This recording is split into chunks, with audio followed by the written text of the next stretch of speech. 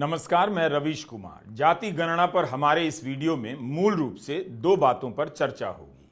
जाति गणना के फैसले से पहले इसके विरोध में प्रधानमंत्री मोदी का बयान तो मिल गया है, मुख्यमंत्री योगी आदित्यनाथ का भी बयान मिल गया है, लेकिन क्या बीजेपी एक भी बयान राहुल गांधी का सामने ला पाई है जो जाति गणना के विरोध में दिया गया हो? दूसरी बात, अगर हम इस बहस को बहुत पीछे ले जाएंगे तो बहस उलझती चली जाएगी और हर पार्टी और उनके पूर्वज नेता कटघरे में खड़े दिखाई देंगे, यहां तक कि सामाजिक न्याय से जुड़े नेता भी। हमें तय करना होगा कि भारत के लोकतंत्र का भविष्य धर्म की राजनीति में है या सामाजिक न्याय की राजनीति में। इसका जवाब भी वीडियो के आखिर में देने की कोशिश करूंगा, लेकिन शुरुआत कर्पूरी ठाकुर से करना चाहता हूं। बीजेपी अगर नेहरू को इस बहस में ले आई है तो नेहरू की भी बात आगे चलकर करेंगे, लेकिन तब कर्पूरी ठाकुर की भी बात कर लेनी चाहिए। मुंगेरी लाल कमीशन की रिपोर्ट के बाद कर्पूरी ठाकुर ने 1978 में 26% का आरक्षण लागू कर दिया और बिहार में पिछड़ों को आरक्षण दिया। उस वक्त कर्पूरी जी को कितनी गंदी गंदी गालियां दी गईं, यह सब बिहार की राजनीति की हर ईंट और दीवार में दर्ज है। जब बीजेपी ने कर्पूरी ठाकुर को भारत रत्न दिया, उस वक्त हमने उन पर 2 वीडियो बनाए। उम्मीद है आप उन्हें एक बार फिर से देखेंगे। बिहार में जनसंघ के साथ कर्पूरी जी की सरकार थी। जब पिछड़ों को पहली बार आरक्षण दिया गया तो नाराज जनसंघ ने सरकार गिरा दी। जनसंघ से ही बीजेपी निकली है, तो ओबीसी आरक्षण के सवाल पर सरकार गिराने का पहला रिकॉर्ड किसका है? बीजेपी का है। कर्पूरी ठाकुर के आरक्षण का बड़ा रोल था राजनीतिक रूप से मंडल कमीशन के आकार लेने में। उसके विरोध में वीपी सिंह की सरकार किसने गिराई? किसने मंडल के विरोध में रथ यात्रा निकाली? और उसके सारथी आज के प्रधानमंत्री नरेंद्र मोदी बताए जाते हैं। तो कर्पूरी ठाकुर को गाली देने, ओबीसी आरक्षण के सवाल पर 2-2 बार सरकार गिराने का रिकॉर्ड किसका है? देश को धर्म की राजनीति के नाम पर सांप्रदायिकता की आग में झोंकने का रिकॉर्ड किसका है? आप जानते हैं। क्या कांग्रेस ने ओबीसी आरक्षण के विरोध में कभी किसी की सरकार गिराई है? इसलिए बहस की टाइमलाइन हमें ठीक करनी होगी। नेहरू से लेकर पटेल की बात की जा सकती है, लेकिन जाति की गणना की बात पिछले 5 साल की राजनीति की देन है। बेशक जाति गणना की राजनीति कई दशक पुरानी है। राम मनोहर लोहिया ने ही पिछड़े पावे 100 में 60 का नारा दिया। इस विचार के जनक तो वही हैं, लेकिन इस समय इस मुद्दे की पहचान राष्ट्रीय स्तर पर राहुल गांधी के कारण मिली और बीजेपी के विरोध के कारण भी। जाति की बहस विशाल सागर की तरह है, इसलिए हमें इस बहस को इस समय के महत्वपूर्ण नेताओं के हिसाब से देखना चाहिए कि राहुल गांधी, अखिलेश यादव और तेजस्वी यादव जिस समय इस मुद्दे को उठा रहे थे, उसी समय इस मुद्दे के जवाब में आज के बीजेपी नेता क्या कह रहे थे। जब से मोदी सरकार ने जाति गणना का फैसला लिया है, तब से सोशल मीडिया इसके विरोध में बीजेपी नेताओं के पुराने बयानों से भर गया है, जो अब इसका समर्थन कर रहे हैं और इसके लिए प्रधानमंत्री मोदी को महान बता रहे हैं। कांग्रेस ने बीजेपी नेताओं के बयानों का संग्रह कर एक्स पर डालकर पूछना शुरू कर दिया है, लेकिन क्या बीजेपी राहुल गांधी का एक भी बयान सामने ला पाई है जिसमें वो जाति गणना का विरोध कर रहे हैं? एक भी बयान। राहुल गांधी का एक बयान हमें मिला है, ठीक 1 साल पुराना, जिसमें वो कह रहे हैं कि कांग्रेस को भी जाति गणना के विचार पर चलना होगा और बदलना होगा। अगर आपने मैनिफेस्टो को देखा है, वो 90% को सपोर्ट करने वाला मैनिफेस्टो है, मगर सच्चाई यह है कि कांग्रेस पार्टी को भी आने वाले समय में अपनी राजनीति को बदलना होगा। ये करना पड़ेगा। और ये भी मैं कहना चाहता हूं कि कांग्रेस पार्टी में ने भी गलतियां की हैं, और मैं कांग्रेस पार्टी का होता हुआ ये मैं कह रहा हूं। कोई नेता है जो अपनी पार्टी से कह रहा है कि उसे बदलना पड़ेगा, पार्टी ने गलतियां की हैं। राहुल गांधी इस मुद्दे को लेकर केवल बीजेपी से नहीं लड़ रहे थे, बल्कि अपनी पार्टी से भी लड़ने लगे। कांग्रेस के ही कितने नेता इस मुद्दे पर चुप हो गए, लेकिन राहुल गांधी ने बोलना नहीं छोड़ा। बीजेपी कांग्रेस की गलती गिना रही है, लेकिन राहुल गांधी का ही बयान है कि कांग्रेस ने गलतियां की हैं। क्या बीजेपी प्रधानमंत्री नरेंद्र मोदी का एक भी बयान अभी पेश कर सकती है, फैसला लेने के बाद भी, कि बीजेपी ने गलती की, हमने गलती की, योगी जी ने गलती की, तमाम मुख्यमंत्रियों ने गलती की, और यहां तक कि कैबिनेट में मेरे सहयोगी नितिन गडकरी ने भी इसका विरोध कर गलती की। सोशल मीडिया में प्रधानमंत्री मोदी के कई बयान चल रहे हैं, जिनमें कई तरह से जाति गणना का विरोध कर रहे हैं। विरोध ही नहीं, विरोध करने के लिए सांप्रदायिक रंग दे रहे हैं। ठीक यही काम मंडल के विरोध में किया गया। जब भी सामाजिक न्याय का प्रश्न आता है, बीजेपी सांप्रदायिक पहचान की बात करने लग जाती है। केंद्रीय मंत्री नितिन गडकरी तो जाति की बात करने वालों को लात मारने की बात करने लगे। उनका बयान उनके ही YouTube चैनल पर मौजूद है। मुख्यमंत्री योगी आदित्यनाथ का एक इंटरव्यू वायरल हो रहा है, जो उन्होंने न्यूज़ 18 को दिया। उसमें कह रहे हैं कि सरकार ने जाति देखे बिना सबका विकास किया है। बांटने वाले लोग जाति के आधार पर, क्षेत्र और भाषा के आधार पर बांटने की कोशिश कर रहे हैं। भारत और खासकर सनातन धर्मावलंबियों को इससे सावधान रहना होगा। इसके अलावा मुख्यमंत्री मोहन यादव, मुख्यमंत्री भजनलाल शर्मा, सांसद अनुराग ठाकुर, धर्मेंद्र प्रधान, गिरिराज सिंह, तेजस्वी सूर्या के बयान घुमाए जा रहे हैं सोशल मीडिया पर। इन सभी ने जाति गणना का विरोध कई तरह से किया है। जिस समय बीजेपी के सभी प्रभावशाली नेता जाति गणना का मजाक उड़ा रहे हैं, खतरनाक बता रहे हैं, कांग्रेस पर देश तोड़ने का आरोप लगा रहे हैं, उसी समय उनके कुछ नेता जाति गणना कराने की बात भी कर रहे हैं, लेकिन मूल रूप से विरोध का ही स्वर मुखर रहा है। सोशल मीडिया में एक बयान राहुल गांधी का चल रहा है जो जाति गणना के पक्ष में है, और एक प्रधानमंत्री मोदी का चल रहा है जो जाति गणना के विरोध में है। ये कांग्रेस का मैनिफेस्टो कह रहा है कि वो माताओं बहनों का सोने का हिसाब करेंगे, उसकी जड़ती करेंगे, जानकारी लेंगे और फिर उस संपत्ति को बांट देंगे और उनको बांटेंगे जिनको मनमोहन सिंह जी की सरकार ने कहा था कि संपत्ति पर पहला अधिकार मुसलमानों का है। भाइयों बहनों, ये अर्बन नक्सल की सोच, मेरी माताओं बहनों, ये आपका मंगलसूत्र भी बचने नहीं देंगे। बीजेपी के नेता अपने नेताओं के समर्थन में दिए गए बयान की बात भी निकाल रहे हैं। उसके बारे में हमने आपको पहले वीडियो में बताया है, लेकिन कौन नहीं जानता कि बीजेपी की राजनीति में जाति गणना का विरोध वैचारिक और सैद्धांतिक रूप ले चुका था। इसके विरोध को हिंदुत्व की एकता के लिए जरूरी बताया जाने लगा। बटेंगे तो कटेंगे और एक हैं तो सेफ हैं का नारा दिया गया। इसमें मुसलमानों का एंगल लाया गया।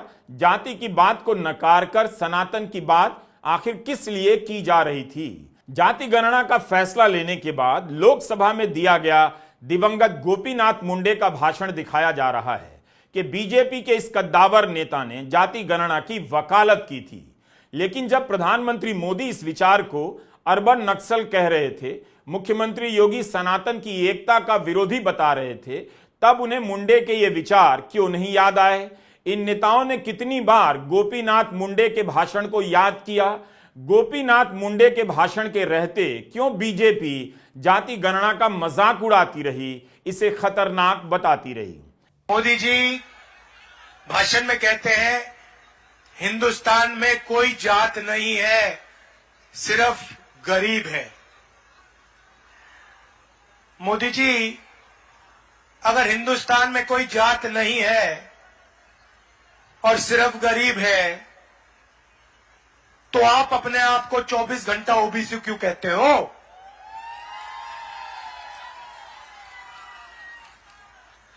और नरेंद्र मोदी जी, ये भी मुझे बता दो,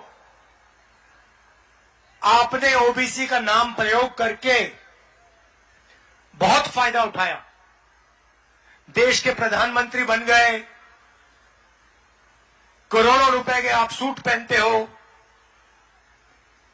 24 घंटा हवाई जहाज में उड़ते हो, तो ओबीसी शब्द का आपने प्रयोग किया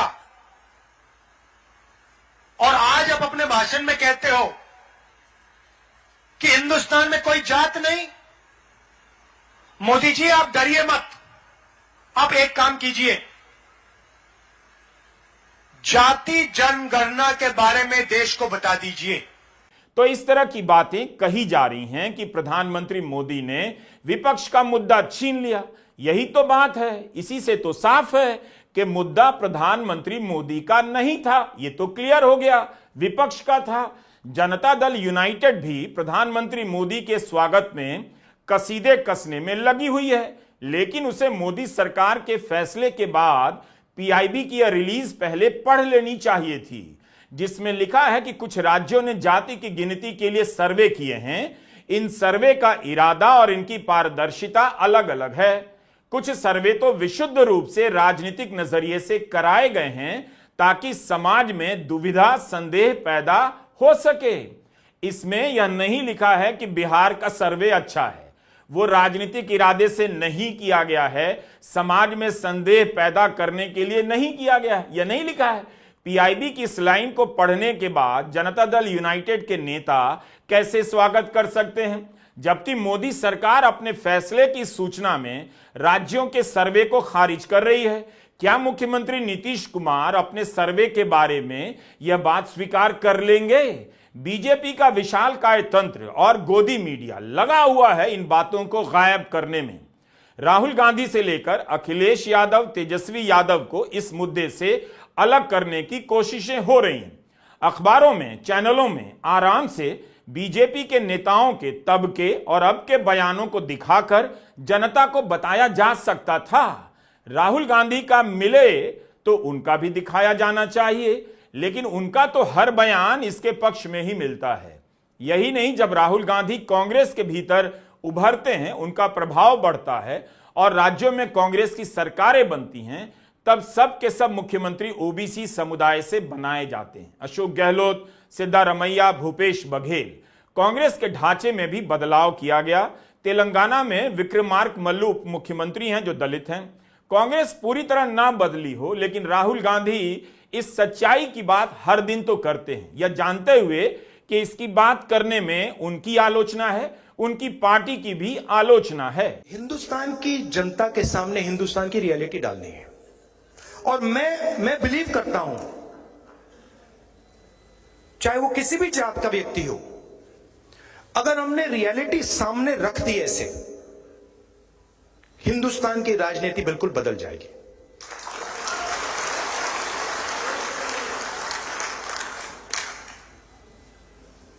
और उसको बदलना ही होगा, क्योंकि 90% को आप चुप नहीं रख सकते, 90% की शक्ति को आप कंट्रोल नहीं कर सकते, कुछ भी कर लो।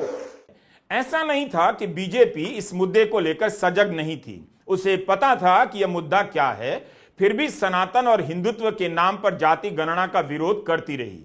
बीजेपी दावा करने लगी कि खुद प्रधानमंत्री मोदी ओबीसी हैं, खुद प्रधानमंत्री मोदी कहने लगे कि वे अति पिछड़े वर्ग से हैं, उनके रहते ओबीसी हितों की चिंता का दूसरा दावेदार नहीं हो सकता, जबकि उसी समय राहुल गांधी इसका भी काउंटर कर रहे थे। आप लोगों का भयंकर बेवकूफ बनाया जा रहा है।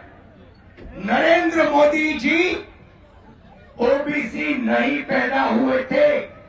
नरेंद्र मोदी जी टेलीकास्ट के गुजरात में व्यक्ति पैदा हुए थे। उनकी कम्युनिटी को बीजेपी ने 2000 में ओबीसी बनाया।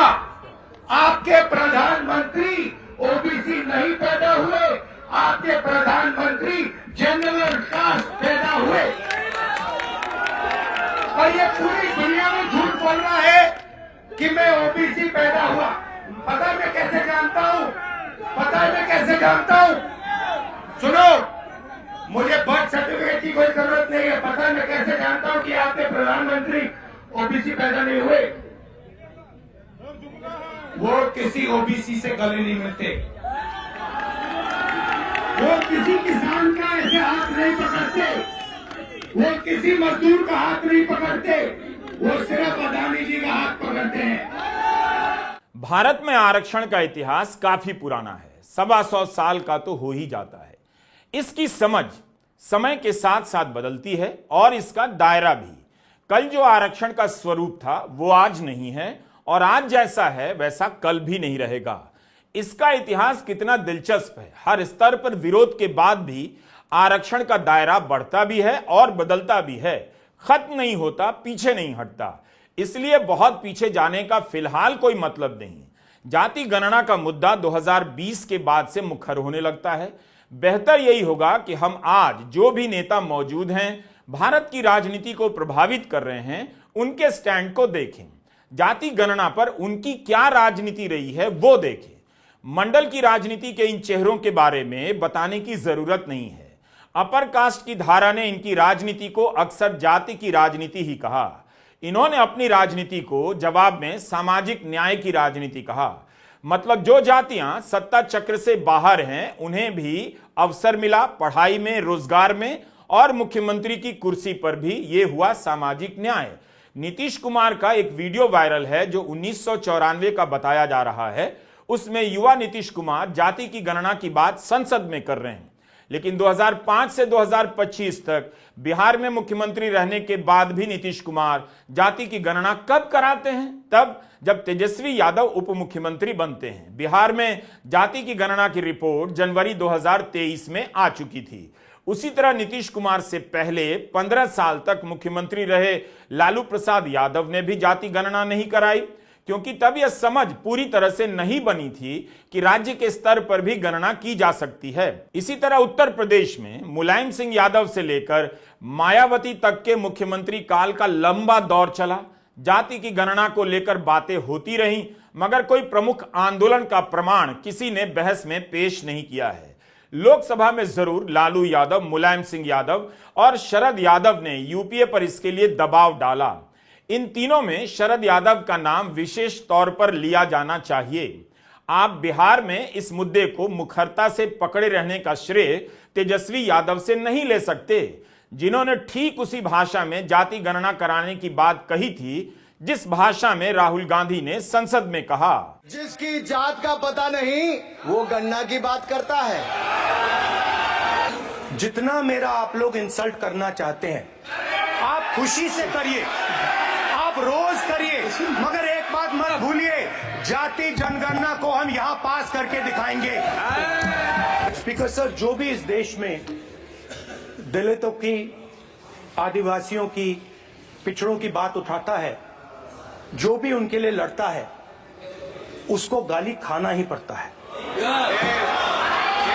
और मैं ये सब गालियां खुशी से खाऊंगा, क्योंकि महाभारत की बात हुई तो महाभारत में अर्जुन को सिर्फ मच्छी की आंख दिख रही थी, उसी प्रकार मुझे सिर्फ मच्छी की आंख दिख रही है। जाति जनगणना हम करा के दिखाएंगे। खत्म। आपको जितनी गाली देनी है आप दीजिए, हम खुशी से लेंगे। ऐसा नहीं था कि तेजस्वी यादव और अखिलेश यादव ने इसे लेकर जोर नहीं दिखाया।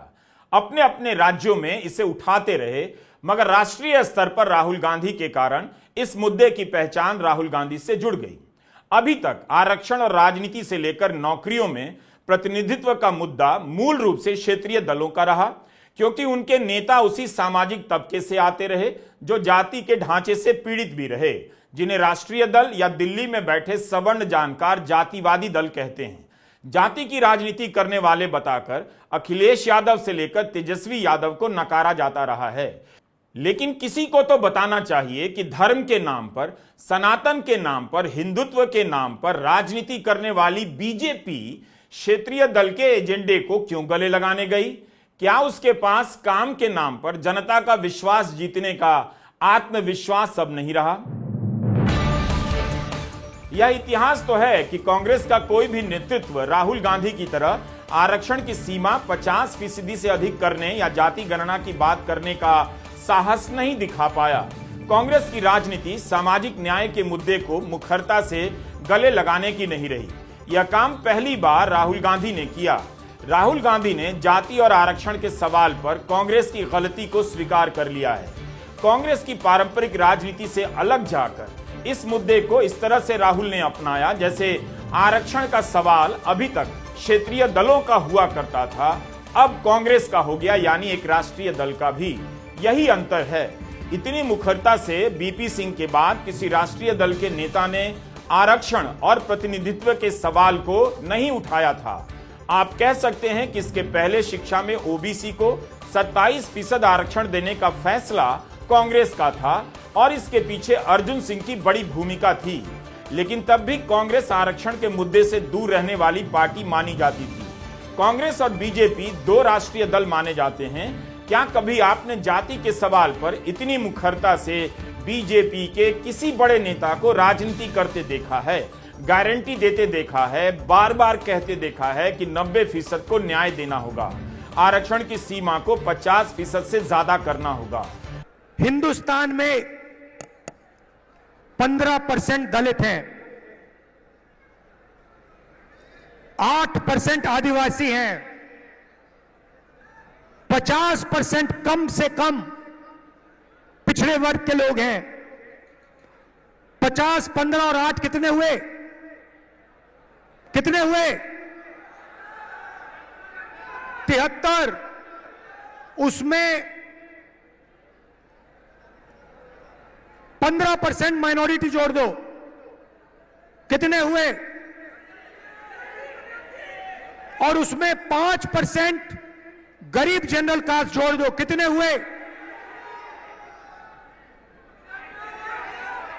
90% से ज्यादा। भाई, ये कॉन्स्टिट्यूशन इसलिए मिटाना चाहते हैं कि आपको अपनी सच्ची शक्ति ना समझ आ जाए, कि आपको अपनी सच्ची आबादी, सच्ची पावर ना समझ आ जाए, क्योंकि अगर आपको आ गई तो संविधान से आप दूसरा काम निकालोगे। यह संविधान एक किताब नहीं है भाइयों और बहनों, यह गरीबों का हथियार है।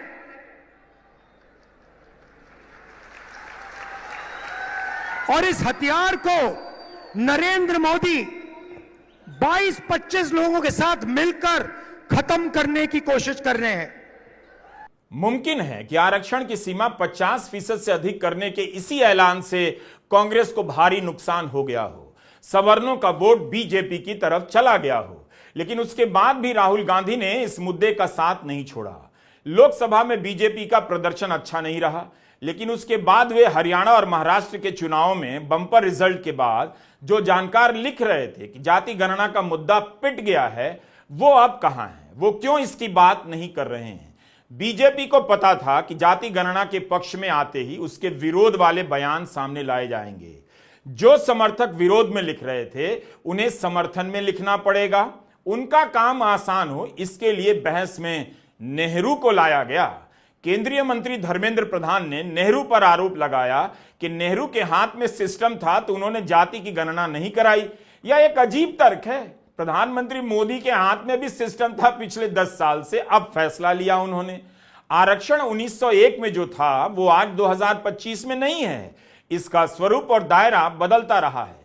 धर्मेंद्र प्रधान बताने लगे कि नेहरू आरक्षण के विरोधी थे, मुख्यमंत्रियों को पत्र लिखा था, जबकि आरक्षण को लेकर संविधान में पहला संशोधन तो 1951 में नेहरू के समय ही आया।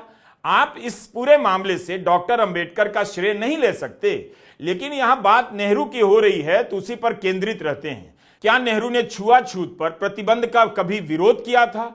नवंबर 2024 में द वायर में मुजफ्फर असादी ने लिखा है कि नेहरू ने अनुसूचित जाति और जनजाति के आरक्षण को सपोर्ट किया। असादी ने एक प्रसंग का जिक्र किया है। 1951 का पहला संशोधन आरक्षण के लिए ही हुआ था।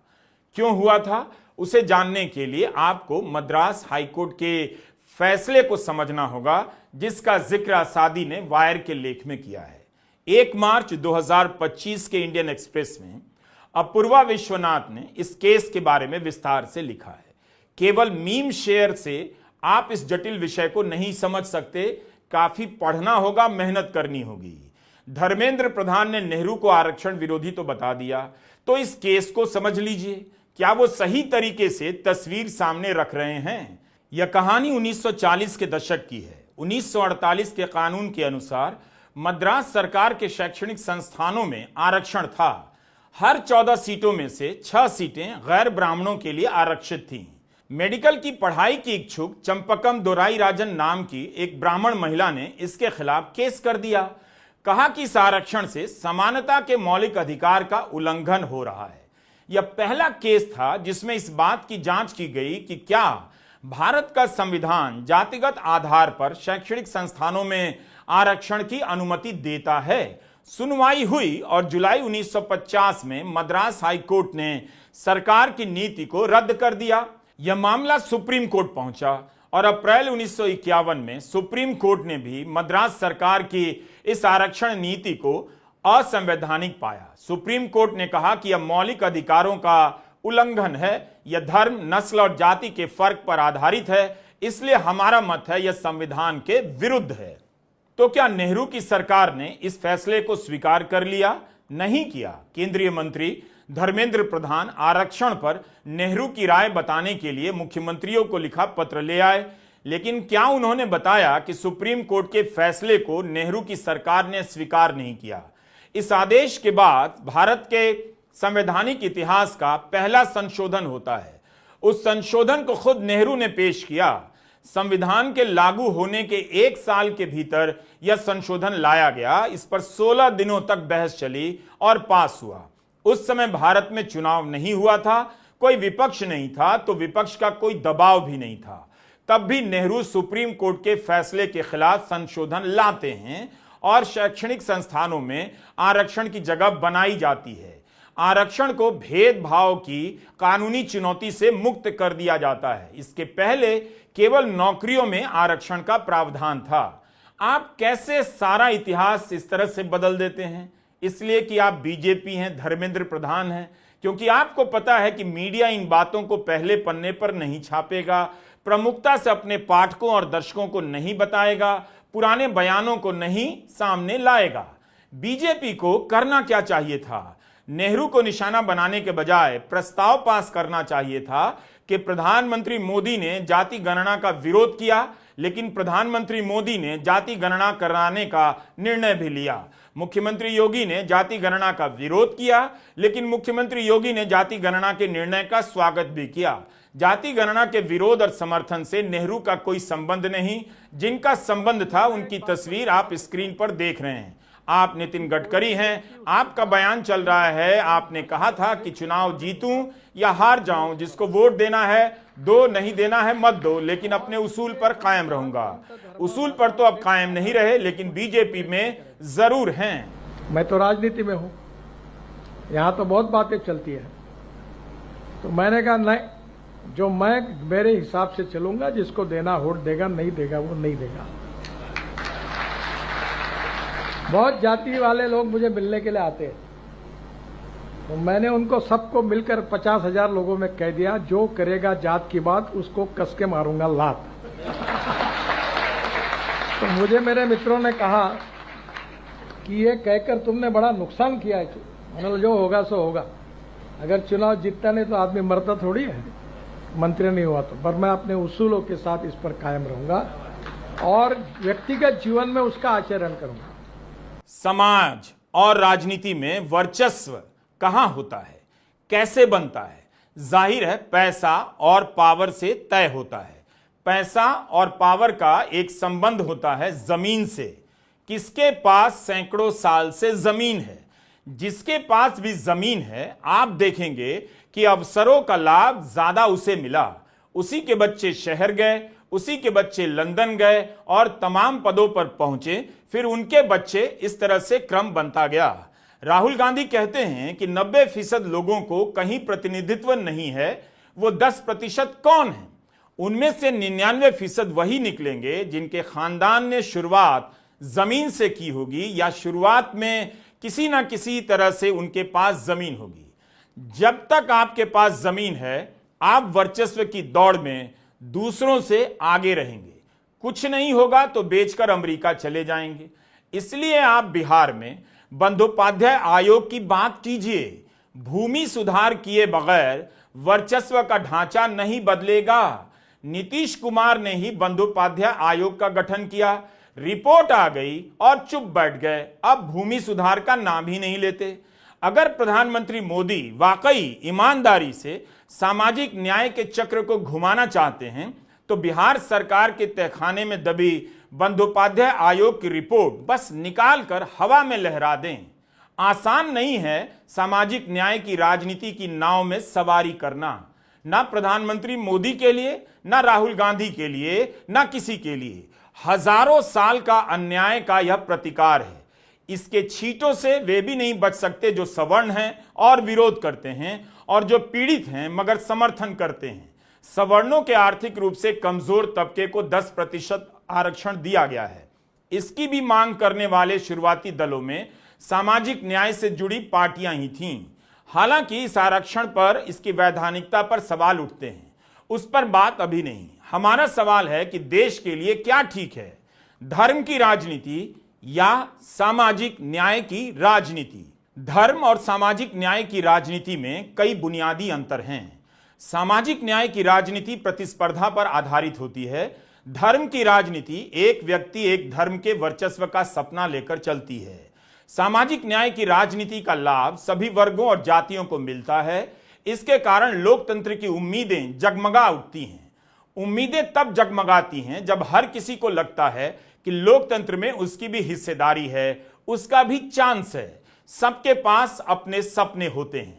सामाजिक न्याय की राजनीति किसी को दंगाई नहीं बनाती है, बल्कि संविधान के प्रति जागरूक और जवाबदेह बनाती है। क्योंकि सभी को पता है, संविधान खत्म तो सामाजिक न्याय खत्म।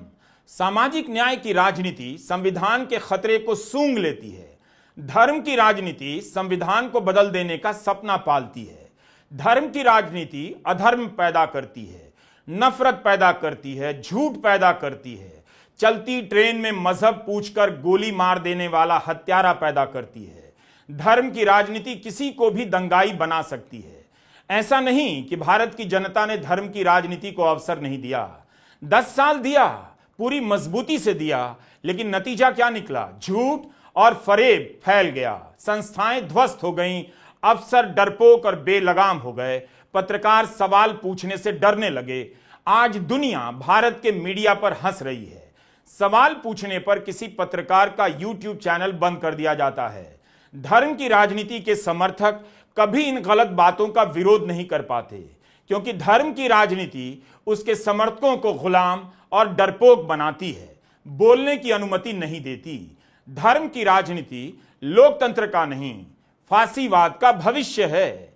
भारत के समाज में जाति को लेकर हिंसा हुई है, होती रहेगी, लेकिन सामाजिक न्याय की राजनीति ने उस हिंसा की धारा बदल दी, उसकी लपटों को नीचे किया, आग को बुझाया भी, लोकतंत्र को तार्किक और अहिंसक बनाया है।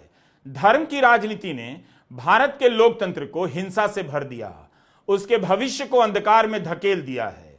क्या आप धर्म की राजनीति करने वाले किसी एक नेता का नाम बता सकते हैं जो सच बोलता हो, धर्म की मर्यादा पर चलता हो और करुणा से भरा हो? मैं तो एक भी नेता का नाम नहीं जानता। इन बातों को लिखकर आप पर्स में रख लीजिएगा।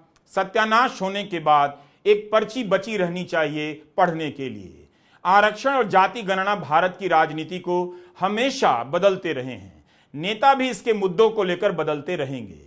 इस मुद्दे ने भारत के समाज को सकारात्मक तरीके से बदला है। आरक्षण के विरोध में बहुत से लोग इस सच को नहीं देख पाते। हम इस विषय पर और वीडियो बनाना चाहते हैं, बनाते भी रहेंगे। लेकिन जाते जाते एक और बात, हम इस भ्रम में बिल्कुल नहीं हैं कि जाति की गणना से वर्चस्व का ढांचा बदल जाएगा, लेकिन इतना जानते हैं, दरक तो जाएगा। नमस्कार, मैं रवीश कुमार।